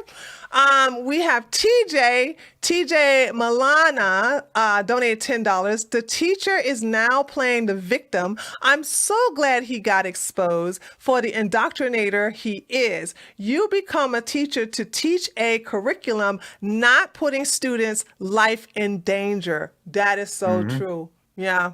All right. And Felix, what's up, Felix? He go, hi, Tree. Hi, BBJ. I thought I would send some love to my content creators who hate communism. Love y'all. Heart emoji. Yeah. Thank you so much. I appreciate that. Thank you, then Alex. we have, let's see, Steven. Steven said, hey, Tree. Hey, BJ. This guy is extremely mentally ill. He has a Insica. What's this? INGSOC. INGSOC. INGSOC. Oh, that's from 1984, I believe. That's the way of speaking in 1984. That was part of the political party, the establishment. Okay. Right? Is that they wanted to. INGSOC is. INGSOC is, and then their political party. The political party is INSOC. It's basically they speak in double speak, right? They say all these things with their words to try to make it seem not as bad as it is. I believe is what he's getting at. Okay. Yeah, he has that. Steven said he has that tattoo on him. The guy, the guy who's doing the teacher has that tattoo. Oh, has an on. ink sock tattoo? Yeah, I wasn't paying Oh my attention. God. I know so many liberals that say that 1984 and Brave New World are their favorite books. I'm like, have you read those books at all? Goodness gracious. By the way, people are reading of the two books, Brave New World is the better prediction of what's going to happen in society that is definitely happening now. But 1984 hit over the head with their use of language, right? That's what they talk about a lot, the use of doublespeak. You see it every day, Right, doublespeak, right, all the time. right. Okay, and we have a super chat from Krasnak, and he just gave a $5 super chat, no comment whatsoever. So What guys, up? thank you so much for the Streamlabs and the super chat. So now let's get into our next discussion. Hold on, I'm gonna have to this is where I'm going to have to, I always make that problem. I'm going to have to put in, we're going to talk about the OnlyFans situation. Hold on, let me get the article for a second here. I think I have that up here. Did I? Oh my gosh. Do you have the article? I got the article, but You do? Hold on a second. Let me see. I know I have the article. I'm supposed to have the article because I put it up here, but I have so many, you know what? I am a tab person. I have like yeah, I just sent you a Discord if you have it open. Okay, yeah, I do. Hold on, let me get it from you. I don't know what. Okay, thank you so much. Yeah, I got it. Here we go. All right, copy link here. All right, so This story roused me up. all right, let's see. Hold on. Get over here. Get off of this. Okay. All right, let me just put this here. Okay. So, okay, got it. Great. All right. So listen, before we show the article, I just want to, yep, I got it. So, OnlyFans, I'm going to come to a different position from this because remember when OnlyFans said that they were going to get rid of the hardcore porn or anything that was classified as porn. And I remember so many YouTubers, particularly men. I don't remember one woman who was like, yay, y'all going to go and work at Popeyes or McDonald's or Walmart now. They were just celebrating the women actually losing their livelihood. Now, say what you want about the sex industry, and there's lots to say. But I thought to myself, I was really shocked at how gleeful men were that these women were going to lose income. And so I just thought to myself, this is just jealousy. Okay, now I totally get it. I totally get it. You know, porn bad. Porn makes men do a lot of crazy. Because our society, men and women hate each other now. The majority of men, especially young men and women, they hate each other. And so they, like this is where we have certain communities like the incel community, the pickup artist community. They're symptoms of the same problem. And so these girls are victims to this because they, especially during the pandemic, they're exploited and said, hey, you could actually make some money over here, and there's no repercussions, right? Because sex is great and sex positive, whatever. So a lot of these girls went on. A lot of them didn't make any money. Some of them made a lot. But they went on and they're going to damage their future ambitions, their future goals, because not that many men want women who have done porn in the past. So when these women try to go for a long-term mate, they're going to have to really, really lower their standards there. And so while women should not be doing it, they're definitely also they're also the ones that are getting hurt by this, not just the men who are getting addicted to OnlyFans. I have a different thought on this. See, during the pandemic, people weren't working. And so you had women who needed to pay bills, who needed to really take care of their family. Now, here's the deal.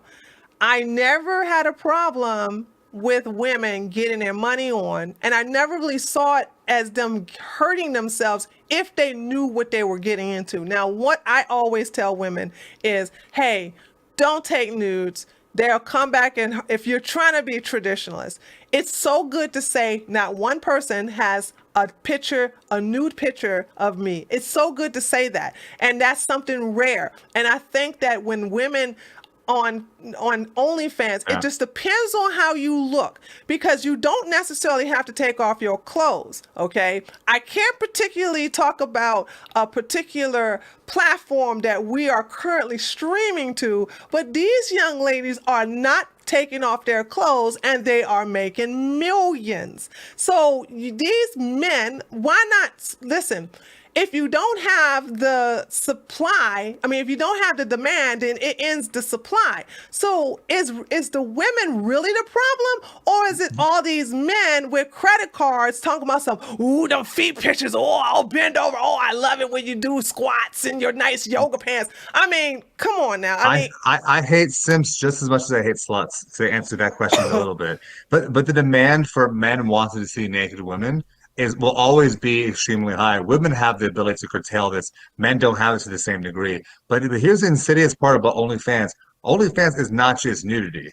And because if you wanted to go watch free porn, you can go into the other sites for free, right? True. But what happened is that these fans, they patronize women. They're getting that feeling of taking care of a woman, right? And they also get the nudity. So these virtual interactions fill this emotional need that many men aren't getting. This emotional need to provide and protect women, which is a good thing, but not when used to promote OnlyFans horrors. Like, the site exploits the natural inclination of some men who are really looking for something really intimate to have, and OnlyFans provides this superficial substitute. I would like to see the statistics on who's actually taking off clothes and who's not, because Big Bad Baby, the one who's talking about Cash Me Outside, remember her? How about that? She didn't take off not 1 ounce of clothes. All she did was pose in her bikini, and she made $3 million. It was the spectacle of having that internet celebrity, but most do have to. But I think if you look a certain way, you have to. I totally agree, but I really wish we had some statistics on how many women have to go down that porn route. I think that, first off, I think that pornography should be banned because it's terrible for society, and I would do it based on existing obscenity laws in America, but that's maybe a different discussion. When it comes to OnlyFans, a lot of them are doing the nudity thing or the porn thing, but again, it's not just that. It's the getting men on the hook and saying, oh, baby, whatever, and these lonely men who are really looking for something. In our society, we have this kind of uneven sexual marketplace where there's a small amount of men sleeping with a large amount of women, and a lot of men who are just left to the side, don't have any woman, right? And so what they want is this emotional intimacy, and that's what they're getting from OnlyFans. And it's very sad. It's not just about nudity. These guys, some of these are like, there's stories when OnlyFans first came out of guys giving them tens of thousands of dollars and getting a second mortgage on their house in order to give them more money because they are that much desperately seeking validation from women. So it's not really, porn is a kind of a separate issue. This is a whole other beast, of one of which we haven't really seen before. And it says something really terrible about our society and about our sexual ethics. And that's what I think we really should be focusing on. I don't think most women, like I said, and the reason why I don't think most women are doing porn, because the preacher, the woman who got divorced from her husband because she decided to do OnlyFans, she just posed nude next to black men. That's all she does. And basically there's no porn once she's not doing anything. There's no insertion, there's no penetration, there's none of that. Then you have the women who has these huge breasts. She is in her 70s. She gets paid just to take off her clothes. So it's like,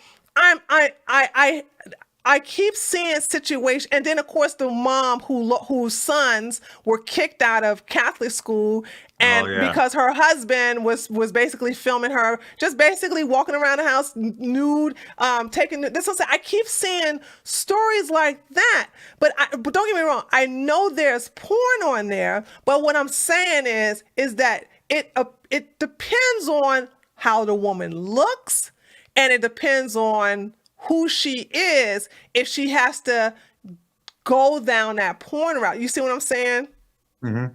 So, well, go ahead. Even anything sexually explicit is a form of pornography. It doesn't have to have insertion or anything like that. And a lot of that stuff. Well, I don't think nudity is in porn. I disagree with that. It's just a form of it. I mean, like Playboy magazine is porn. right? We've always called it porn. But Well, that's okay, no, no, no, no, this is the hold whole on. But Playboy magazine. this is the whole over to window shift where it's like we have all this nudity from the past, and like that was the hardcore stuff. Playboy and Maxim were going to a theater and seeing some grainy film, and then now right now it's not even porn. All that's just naked ladies now. Because it's shifted so much. It's like it's right now porn is having 9 tabs open on your computer from different sites to look at all of your fixes at the same time, and that's what's so bad about porn. It gets more and more extreme as time goes on. Playboy was not just nudity, okay? Playboy was doing other things. Not they weren't doing What do you have, hardcore stock in penetration. Playboy? What's happening here? Huh? What do you have, stock in No, Playboy? no, What's no. And happening the here? reason why, okay, I'm dating myself, but you remember Vanessa Williams when she won Miss Universe or Miss America, and it turned out that she posed for Playboy, and when we looked at those pictures, she was basically licking another woman, and it was a lot of female on female actions, and it was more than nudity, honey. Okay, so that's what I'm saying. I mean, I don't listen. It was more than just nudity. No, I think that pornography should be banned because it's bad for society. But like, what's really bad is the access, especially for children, to like these videos. Yeah. I honestly don't really care much about like the images in Playboy and like the girls on Onlyfans are just showing some pictures, because that's the stuff that you get these dopamine rushes, and we have these negative effects from watching pornographic videos. And again, the average, well, I don't know if I said this before, but the average age of first porn viewership in America is 11 years old. So this is having a profound. That's true. That's true. This is having a profound effect on people watching porn, and this is not the porn that's in Playboy. It's the porn that's on the internet, which is far worse, right? And that's why a lot of young people. That's why Generation Z is doing this whole NoFap thing. Because Generation Z grew up with porn. They know how bad it can be.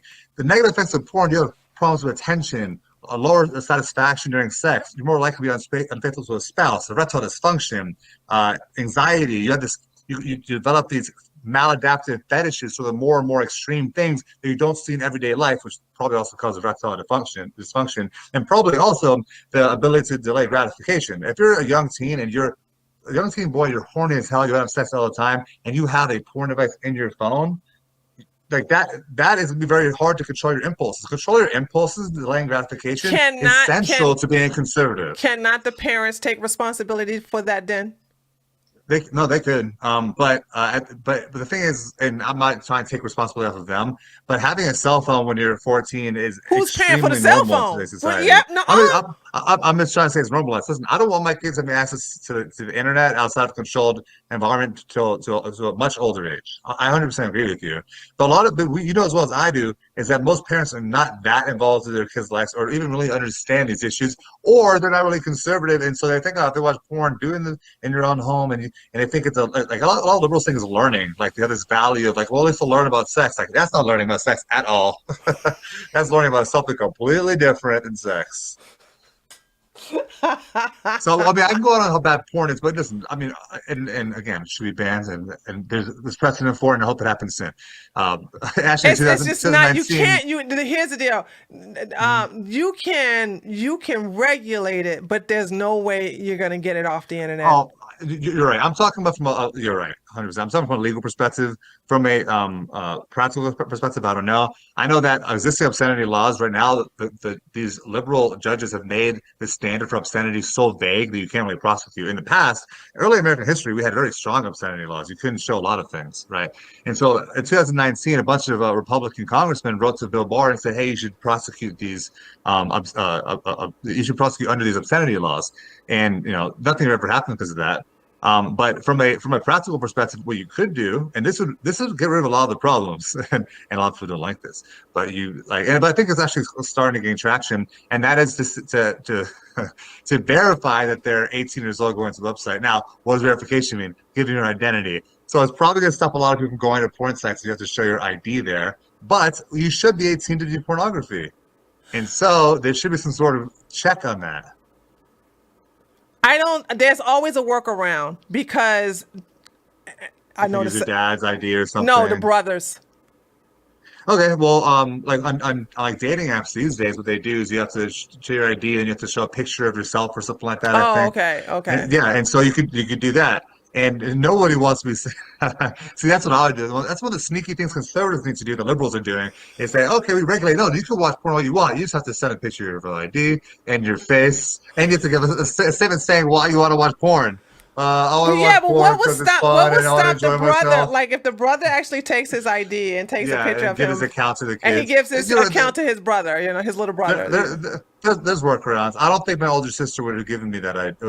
No, pass not at all. But so that's what I said. We need to there's put more. workarounds. We need to put more emphasis on the parents because yeah. I mean, I don't.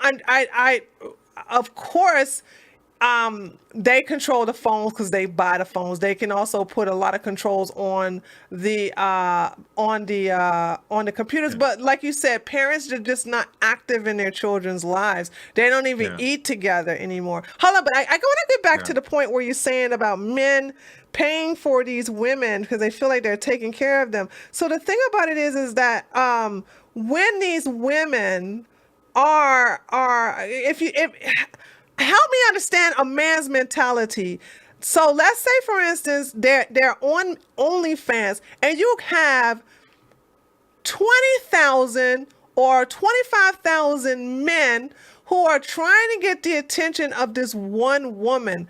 How is one cog in the machine think that he gets that special opportunity, or is this a cult where because they're being played? The whole entire thing is like, oh, I bought this. This is a personal picture just for you. Like you get to request, like, okay, can you dress up in this outfit and $100, and you get that. She's always sending that to a whole bunch of other men as well, right? They get played into actually believing it. When a man's horny or lonely, but especially horny, he'll believe anything comes out of a girl's mouth. Really? Right? Like on Facebook, like there's always like guys' accounts on Facebook people watching know, and this happens for years. There are these fake accounts come on, it's like a beautiful woman who adds you, and then you might get a message, right? And smart guys go, no, that's not a real account. But if you're extremely horny, extremely thirsty, and lonely, you might think that they're real and love, and that's the reason why they do, because they can actually take advantage of those guys that need it. For OnlyFans, what else is explanation for paying for this kind of personal relationship when you can probably get their nudes for free off the internet if you wanted to, right? They can probably, all the OnlyFans people have leaks, and so you probably get that for free. You probably get any sort of porn you want for free. You're spending money for a sort of connection that you're lacking. And that's really sad, because if we keep going down this route, all women are going to end up being prostitutes, and all men are going to end up patronizing them. And isn't it be the relationship between sexes, which is purely monetary? I don't believe that. I don't believe, because you have so many women who just, and I'm saying this for the left and the right, you have so many women who just refuse. They're so selfish with their image that they're like, you do not deserve to see me nude. Maybe in a bikini or whatever, but you will never to see me nude. This is right now, and we have this cultural push for years now that sex work is empowering, especially recently, right? Again, when the Overton window keeps on shifting, you're going to get more and more women who think, oh, this is just normal. I know plenty of people who do this. And the money for some certain women are enticing. Even if they don't make that, you hear about this girl, Bad Barbie, whatever her name is, who's not very attractive, but she has $3 million. Like, oh, maybe I can get $1 million, right? Like, that's extremely enticing. And it's exploitative, because once your images are there and they're out there, you can't do anything about it. And then when you want to get married, you have to have that conversation. Yes, I was on OnlyFans, and I, sold my images to a lot of guys. I thought it was a first date or a 10th date. If the guy is on the, believe it or not, if the guy's on the left, he ain't gonna care. Now, if he's if he's a right winger, if he's a conservative, then again, I don't know. I keep seeing thirsty right wing men go for a lot of these women on the left too. So I can't even trust the men over here on this side, thinking that they'll be like, oh, you only go, well, at least you don't do that anymore, okay? And that's it. You know what I'm saying? I mean, I don't see them. I think that is the Christian belief of like salvation, that you can kind of repent for sins and move forward and be forgiven. I think that's part of it. But I think a lot of right wingers. When I was practicing law in Chicago, I was always like hanging out with a lot of bankers and lawyers and these guys who were very much on the right, but they would love going to bars and trying to get laid. And, I participate in that culture too. But a lot of the right wingers don't have conservative sexual ethics that we need to have. And so they end up acting like liberals, and they'll complain about, like, they'll call girls sluts and whores, well, then go ahead and sleep with them, right? I I would. understand the Then they should appeal. be shamed. They should be shamed They- because if it- you're it should be shamed, you're yeah. calling yourself if you are a man, you're calling yourself a right winger. You're calling yourself a traditionalist, and then you're going out here and like basically what do you call it, pumping dumping as they say it in the manosphere or whatever. Then you want to complain how come you can't have no woman? Then I'm like, you're not. You are a hypocrite. You are a hypocrite. You are just someone pretending to have traditional traditional values, but there's nothing traditional about you. This divide between men and women is to keep on getting greater because the more we have a small minority of men who are sleeping with lots of women and being very callous about it, again, all those bankers and lawyers who will sleep with women, pump and dump, whatever the terms may be. And then you have women who end up hating men because of it. Like, oh, men are dogs. Like, no, just the men that you're dating, you're picking out, right? And you end up having this divide get bigger and bigger and bigger. And that's what we're seeing now, where it really seems like men and women hate each other. I forgot what liberal activists in the past said.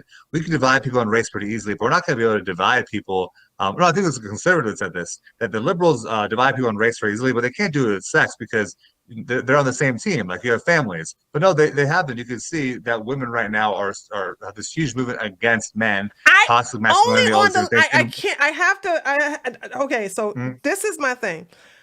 I don't, because I live in a very like red area. I don't see that. It's like I live in the same place. Yeah, I don't. So it's like, I don't as well. I would have to say this is a left wing problem. This is a left wing. This is a modern men thing problem. They're the ones who are going against each other. Because here it is. Let me just say this. I feel so sorry.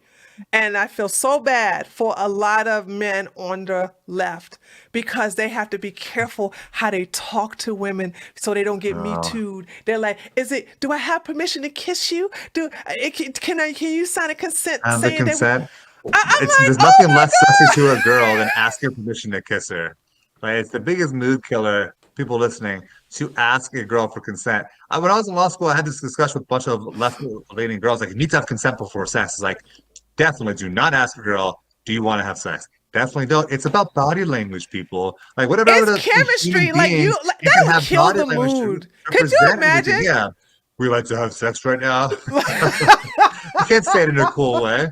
Hey baby, maybe if you have your consent, then we can have sex tonight. Can you sign this consent form first before you? Girls usually give even when girls want to have sex, usually give like a token no, which should be like, oh no, I can't, I shouldn't, right? Yeah. And so and there's a difference between a real no and a fake no like that, a playful no, right? So when I have these discussions, like, well, no means no. It's like, no, it actually doesn't. It's like human beings are not that simple. You can put like a dividing line there. Like there's a lot of complexities in human communication, body language, tone of voice, all that sort of thing. And also the personality of a person too, because you could have a woman who's just acting bitchy because it could be a form of foreplay for her. You know what I'm saying? Because I know some women like that, and they like to play that cat and mouse game, like come and catch it, and then like once they got it, like it's just so turned on. And the thing about it is that you just have to understand the woman, but I just unfortunately there's so many women and men who have just been through bad relationships or bad experiences that they just gave up. But like I said, I just don't see that on the right.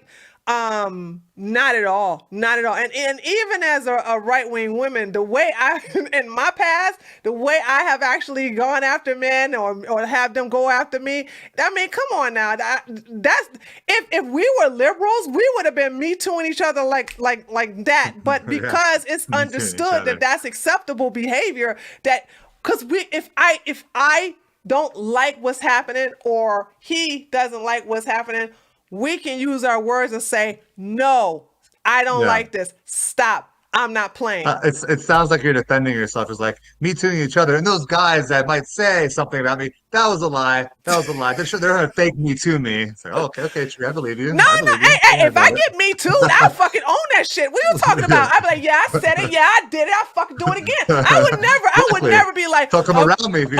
exactly, fuck around, you'll find out too. Like, I'm like, come on, I would be like, yeah, I did that, I said that, I will own that shit, because there's nothing I would do in the dark that I'm ashamed if it will come to light. So it's like, but unfortunately, I'm on the right. So it's like, I don't, that doesn't affect me. The Me Too movement is more predominantly people on the left, overwhelmingly affecting men on the left. Yeah, no, 100%. But at the same time, those left-wing women aren't really going after left-wing men. You've seen all the articles like, why but I only date Trump supporters, right? No, because they want to have sex with Trump supporters. I should say sex. You're right, 100%. And then the liberal men get kind of pushed to the side. And it's like, yeah, I'll come back to you when it's time to marry someone, but not for now.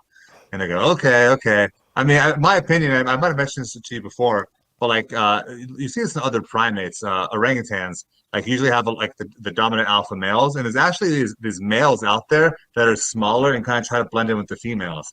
And what these male orangutans do that are smaller, they wait for the alphas to leave and they take advantage of the females. They can only do it when the alphas are gone. Right. And so they try to blend into the females and say, I'm not a threat, I'm not a threat. Isn't that and then what's happening right now with the male advantage, feminists? that's exactly what's happening with the male feminists. I'm with you. We're the same. Men and women are the same, and blah blah blah. And then as soon as the girl is under the influence of alcohol, whole different story, right? As soon as other men are away, then you take advantage. And so you see this in a lot of primates, and we're primates after all. And so some of this animal behavior we see in ourselves as well. Yeah, true. What is the solution? Like I said, I'm only talk about those on the right. What is the solution for these hypocritical men, all right, to be more traditionalists and to practice what they preach and actually, walk the walk? Yeah. Ooh, well, I think that the impetus, I'm sorry to tell you, I think a lot of it more is on women, because women are the gatekeepers to sex. And so men's natural instinct to try to have sex with as many people as possible. How is this on women if they're going to modern women? How is that? They could be hypocritical and say, yes, I want a traditional girl, blah, blah, blah, but I can go sleep with whoever. Well, they don't understand they're perpetuating the culture that they hate so much. I understand. I think that while women have the greatest control over it, if you're asking what men can do, men can go and tell themselves, hey, listen, or try to understand casual sex is, in my opinion, is bad for your brain, and having a lot of sexual partners is bad for your future connections that you have, your oxytocin bonds you're going to have with your wife. And so if you end up having sex with a lot of these liberal women when you're younger, then you can have a lesser bond with your wife, because your sex hormones, not that they're depleted, but they're a lot more used up at that point. And so the bond is not nearly as strong as it could be. I mean, I'm a supporter of virginity till marriage, but it's just not practical in our society now. If you're trying to be a virgin till marriage, then no one's going to want to date you. 95% of people, you have to join a religious community. I mean, that's the only way. Yeah, I know somebody who's actually became a virgin until he got married. And he's a devoted Christian. Didn't even kiss his wife for the first time until their wedding. Wow. His name is actually, he's a YouTuber, is Zach King. I had a wonderful conversation. That's awesome. I was like, oh my gosh, the first time you kissed your wife was after you guys exchanged wedding vows? It's like, yeah, I wanted it. He was like, that's the first time they kissed. Yeah, I mean, Stephen Crowder lost his virginity. So much respect for him. I couldn't do that. Stephen Crowder lost his virginity when he got married. I think the thing is this, is that if you do that, the bonds, the chemical animalistic bond you can have with your partners will be far, far, far stronger than you can have in other ways. And I think we had discussed this as well, but I think there's this animal bond you have through oxytocin and chemicals in your brain that you have with a partner, and you have like the more rational side of love. And then the more sexual partners you have, then that oxytocin bond starts to deplete, but you still have a rational bond. It's not that you can't love someone else, but I think one of the problems now why we're seeing high divorce rates is that if you only have the rational bonds, then you're not going to want to stick together in unrational times, right? If you have a partner that cheats on you, right? Maybe you can make the argument that you should divorce them. However, if you have that extremely strong oxytocin bond, you're probably not going to, right? And you should teach them a lesson about it. But if you have the major conflicts and you don't have this animal bond, you always have the irrational bonds, then you're going to end up getting a divorce, because that's the rational move to make sometimes. So when let's start off with, like, there are young men And of course, one of the problems is that a lot of these young men don't have fathers or they don't have mentors to teach them how to approach women. And I'm not talking about these old stupid PUAs and stuff like that. I'm talking about to actually how to have a conversation with a woman, not be awkward about it, not be too excited about it, but how do you start from their adolescence? How do you start from them being teenagers once they start having interest in women to be more successful and confident? Because the only way you can be confident is when you have experience, right? So it's like if you've never done something before, you're gonna be you're not going to have that much confidence. But like for example, I've done podcasts and I've done streaming so many times that it's no big deal. But like if this was the first time I ever streamed, I would have been so nervous, and I'm sure I would have made some mistakes, and I was like, oh, dumb, why did I do that? Because I didn't have any confidence in myself, because this is the first time I've done something. But the more you do something, the more confident you'll be. How do we help young men get it, especially those on the right, get to that position? Yeah. So here's the thing. When it comes to sex itself, like if we're talking about virginity till marriage, you're probably going to be extremely nervous and no confidence, and it may be bad. Sometimes you hear stories about it being mind-blowing, but I mean, I know I wouldn't be. I mean, the guy probably comes in 2 seconds saying like it's awkward, they don't know how to touch each other. Totally horrible. But you can get better. Is work on it. Like, practice makes perfect and that sort of thing.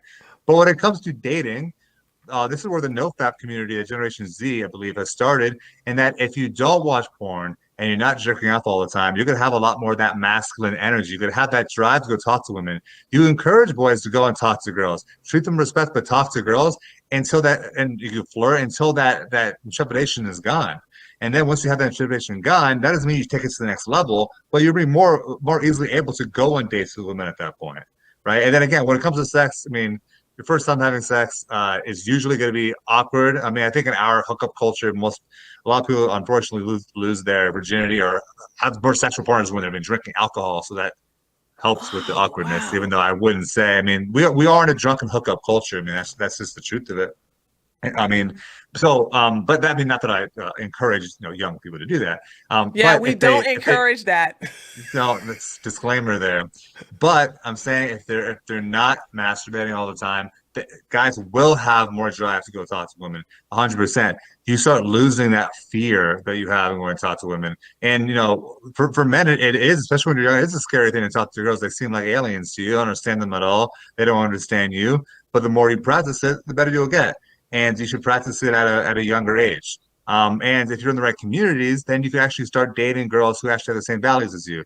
Again, the hard part is what community are you in? When I was living in Chicago, there is no community that you can go take a part of, right? Because it's all the liberal intelligentsia downtown, right? But if you're in a more rural area, sometimes, or if you're even an urban area like Salt Lake City or something like that in Utah, you can meet people who have the similar values as you. And you shouldn't be. It's a good Instagram page called Courtship, Not Dating. And the idea is that you shouldn't be dating. You should be courting someone. True. You should be courting to feel them for your future marriage, or at least a future long-term relationship. Dating is just kind of implied. It's kind of fun and casual, which isn't evil or anything like that. But it's a lot better to have the mindset of going in thinking, okay, this potentially would be long-term. And if you both have that mindset, it's a lot easier to work out. And if you both have that mindset, sex isn't necessarily super important right away. I think what it would be if you're dating and hooking up. Well, I mean, I think people are not upfront in the beginning. That's the problem. You know what I'm saying? Men. If men are just in it for the sex, or women just in it for whatever reason, but both of them are not in it for the long term, I don't think they are bringing that conversation during dates. I'm going to teach my daughters that men are liars, and so you can't trust them, especially when it comes to sex. I've had so many male friends that have told girls nonsense like, oh, I love you, and I only have sex with girls that I love, like after like 2 weeks, right? And so guys will say anything to have sex, and women need to understand that, because women get tricked by guys all the time. Guys are not that complicated.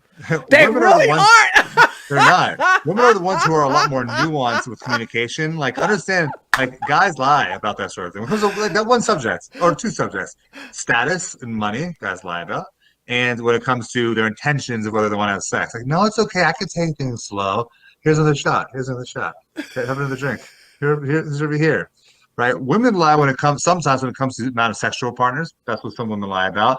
But like that's not as that's not as much trickery, I think, is as the whole entire tricking girls about their expectations. Yeah. Right? Like, oh, we can be monogamous. Yeah. Once you have sex, you have all the leverage already because you already had sex with them. And it's like, oh, sorry. Yeah. I'm not that type of guy. I'm polyamorous. Oh, God, that's the worst. That's the worst one now. Is the excuse. It's like it's not so sophisticated. It's like, before it's like you're just player and man horse. Like, well, actually, I'm polyamorous. I love multiple women. I don't love any of them, but I have sex with a lot of women, so I'm polyamorous. You have to respect my lifestyle. I'm part of the LGBTQA plus flag now, actually. All men can't be poly. I just want to say that it's something. I only know one person who's pulling it off. Okay, he's of course on the left, but everybody else I've known they suck at it.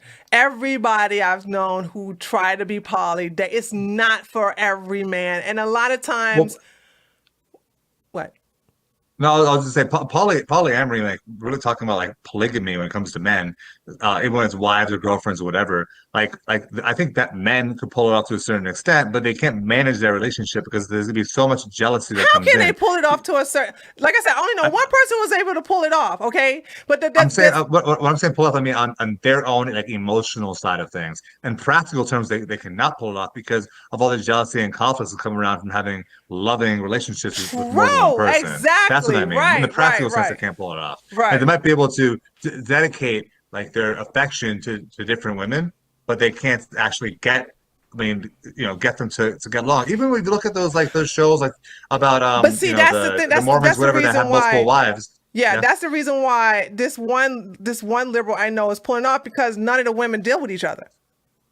That's what my point was going to be, is that all those I guess I don't know if they're Mormons or not Mormons, but whatever it is, who have multiple wives. Yeah, out Mormons in America. I think it is Mormon has multiple wives. I get myself confused. Yeah, Mormons. But when they do, it's like, okay, I'll sleep with one wife one time, one for the other time. They're a separate part of the house. They're for a date night. Like, oh, you don't have multiple wives. You just have simultaneous wives. You have one wife for Wednesday, one wife for Thursday. Right? It's not like you have multiple wives throughout the week.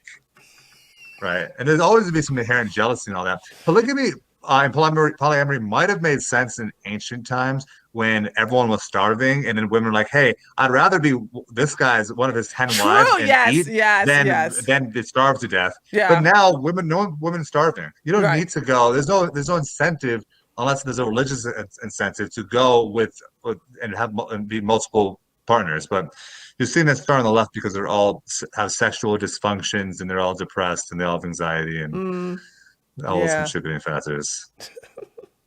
Yes. All right. So listen, we got 10 more minutes to go, and we're going to finish it up. So do you have any, before we read the super chats and then have some final words, anything you want to finish up on this particular, this was a good exchange because like I said,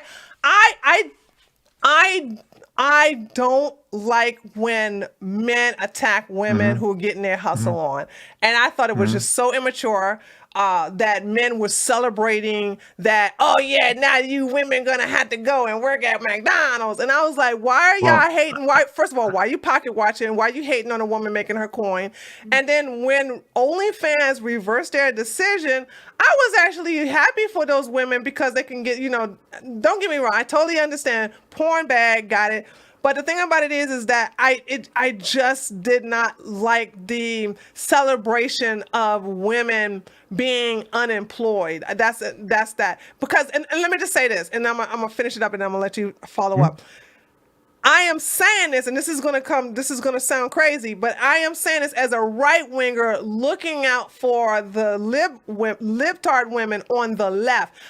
There's no OnlyFans conservative. There's no OnlyFans right winger. Okay, that's not happening on this side. I am actually looking at these women on the left who depend upon that money, and so I'm thinking like, well, if they got the people who are going to want to watch it and they want to work and do that and make that money, I have no problem with it. And so to have modern men celebrate their demise, I thought that was immature, and I thought that was just classless. So I kind of disagree with you. I mean, I obviously I think that the lifestyle and the career whatever job that they're choosing is bad for society and has negative effects. But I agree that you shouldn't necessarily celebrate someone's demise in certain aspects. So I'll give kind of a dual example. So you had before this happened, you had like the whole entire memes about like reporting girls from OnlyFans to the IRS. Yeah. I'm fine with that because that's about fairness, actually. So I don't like the IRS, but if I'm getting tasked with them, then you girls should be tasked with them as well. Yeah. So I like that part. So Yeah, I that's fair. agree, and yeah, and that's fair. And in this context, even though I don't support the lifestyle, it is kind of weird to see men attack women who, at the end of the day, a lot of them are just misguided. One meme that I posted that's pretty funny was pretty much just like, oh, you have to quit OnlyFans. Now you have to get a real job like us rest of us Gen Zers, like investing in cryptocurrency, right? Because that's what Gen Zers are doing anyway. It's like all the guys who play Xbox and like making money off Dogecoin. It's like that's your job. OnlyFans is not a real career. Generation Z is weird, but hey. Oh my God, I swear. Okay, so listen, let me go to and look at our the chat having a good old time. I just clicked on the chat. They had a good old time with what you just said. Let's see. Let me go here and hold on. I'm so sorry, guys. I'm gonna get another. I gotta get another monitor so this doesn't take so long right here. Okay, thank you, Roberto, for subscribing. Okay, Ron. Hold on, let me see. Oh, hold on. Okay, $20 from Jose R. What's up, Jose? He says he's a super chat. He says, "Crap, I'm late to the party." Okay, that's our only one. So there we have it. Let me see what we're seeing in the chat here before we sign off. We got about 5 more minutes before we sign off here. So, what did you guys think about the show so far? By the way, yeah, well, let's talk about it because we got 5 more minutes before. So you see how easy and fast that went? Do you see how it was like boom, boom, boom, boom, boom? We skipped over a whole entire couple of things we were supposed to talk about, but it's completely fine. What did we? I know we did. What did we skip over? We're supposed to talk about the gay pride flag. No. I purposely skipped over that because there was no way we actually went overtime on the Antifa guy. Yeah, so that's. Yeah, I sent you an OnlyFans article we didn't even end up reading. Yeah, true. Yeah, but we don't need to see. Everyone, Tree and I could talk forever about things. We have to kind of guide ourselves to talk about certain things. We're doing this for you guys. We got segmented out over here. Yeah. But actually, I thought we bounced off each other pretty well. Yeah. So for you guys to know, we're gonna try to have guests on, and next week we have a special guest that you'll find out later. And so we're gonna have our kind of discussions about the current news for the first hour, and second hour we'll bring in a guest in to talk about other. Maybe it's current news, maybe it's relevant cultural things that we're going to have. And so it's to be a lot of discussion the whole entire time. Oh, I know this special guest definitely going to want to talk bad about Biden, and we're going to allow him to do that. So we're going to enjoy that. Come on, man. We're going to talk about Biden and his lovely taste for vanilla ice cream cones, okay? Yeah. He's so relatable. To my grandfather. Relatable, whatever. Impeach 46. Impeach 46. Now, no, I don't want Kamala Harris actually. So let's keep what? Biden. No, listen. I want. Hold on. We got to say this before we go. I want Kamala in there so people can see just how evil this woman is. Yeah. Her cackling at dead soldiers, whatever. I want that to happen. Actually, I want that to happen. Oh, while we was talking, go ahead. In 2024, we're gonna have Kamala run regardless of what's happening with Biden, and so I think if she does a bad job, because she's so hated that they probably will not let her run. If Biden gets impeached, not let her run. I don't know if they can. Well, I mean, not let her run, but they won't stand behind her. The DNC will probably put somebody else. Appoint a new president. Has that ever happened before? Well, we never had. There's a lot of stuff that has never happened before that we can't talk about, on YouTube. Yeah, yeah, that's true. I mean, like they know that Kamala Harris against Trump or Kamala against DeSantis is not going to do well for them at all. It's not going to be good. Okay, Jethro said, $5 from Jethro says, I'm afraid a Streamlab chat would interrupt the flow of the conversation. Looking forward for next Wednesday. Oh no, Jethro, none of the chats are activated on these podcasts ever. What I do is, let me explain the format to you guys. All super chats and all Streamlabs are read at the top of the hour. So if you make donations through Streamlabs while we're talking, it's not going to show up. As a matter of fact, we had 3 Streamlabs donations and none of them popped up during the conversations. So if you make a donation through Streamlabs or if you make it through super chat, I will ignore it until the top of the hour. So like it's a 2-hour show. The first hour after we finish our news segment, at the top of the hour, I read the super chats and the Streamlabs, and then the second hour I go into it again. So that's how that is. Oh, and I gotta let you guys know, I have a very important phone call, my monthly mentor. So tomorrow the live stream will be at 6:00 p.m. for only tomorrow, because I have my 8:00 mentor check-in. So tomorrow my live stream will be at 6. I know everything is at 8, but I need to make an exception for tomorrow because I have a very important mentor check-in tomorrow at 8:00 once a month. I have that. So you all need to know that that's what's going to happen. So during my live streams, you have the Streamlabs going off, but not doing the podcast. It never, ever will go off. So don't think you're going to interrupt us, okay? All right, then. So we are going to go ahead and I got to find out some exit music or something like that for when we leave.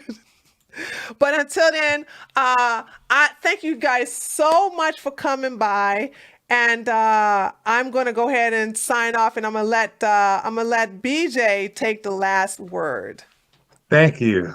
Everyone, if you want to find me on YouTube, Big Bad Bear Jew, on Instagram, Big Bad Bear Jew, please come by next week. Our show's going to be even better. This is just our rough drafts. Promise all of you guys. And it wasn't a bad rough draft, was it? Pretty good. Yeah, it wasn't bad. It wasn't good. bad. It wasn't bad. So with that being said, I'm sorry. Did you finish? Did you give her everything? Did you give your Instagram link and everything like that? Big Bad Bear Jew. You can find me there. Okay. Big Bad Bear Jew, Instagram, YouTube. You'll find it. All right, cool. All right, y'all. We'll see you for the Bear and Tree Show next Wednesday at 8:00 p.m. Remember, my live stream will be tomorrow at 6:00, one time only, because I have a mentor. Okay, I'll see you all next week on the Bear and Tree Show. Bye.